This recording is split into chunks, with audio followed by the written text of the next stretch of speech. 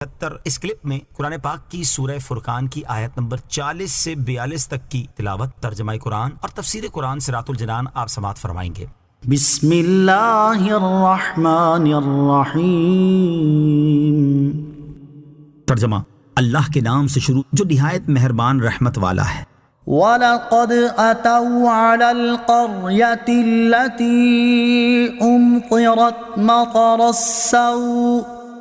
أَفَلَمْ يَكُونُوا يَرَوْنَهَا بَلْ كَانُوا لَا يَرْجُونَ نُشُورًا۔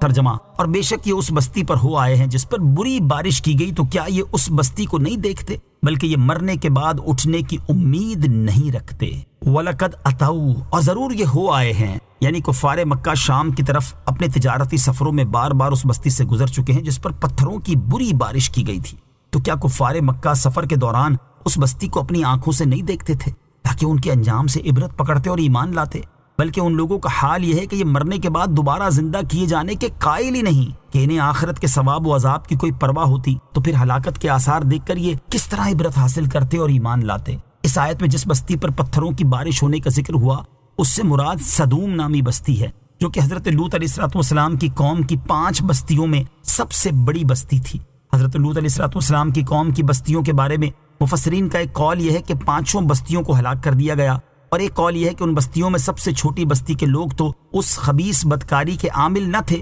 جن میں باقی 4 بستیوں کے لوگ مبتلا تھے، اس لیے انہوں نے تو نجات پائی، جبکہ بقیہ 4 بستیاں اپنی بد عملی کے باعث آسمان سے پتھر برسا کر ہلاک کر دی گئیں۔ حقیقت میں 4 یا 5 بستیاں ہلاک ہوئیں، لیکن یہاں صرف ایک کا ذکر اس لیے ہے کہ کفار مکہ کا تجارتی سفروں کے درمیان جس بستی سے گزر ہوتا تھا وہ یہی تھی۔ وَإِذَا رَأَوْكَ إِن يَتَّخِذُونَكَ إِلَّا هُزُوًا أَهَذَا الَّذِي بَعَثَ اللَّهُ رَسُولًا إِن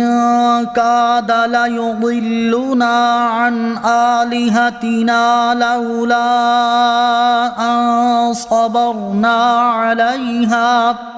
وَسَوْفَ يَعْلَمُونَ حِينَ يَرَوْنَ الْعَذَابَ مَنْ أَضَلُّ سَبِيلًا۔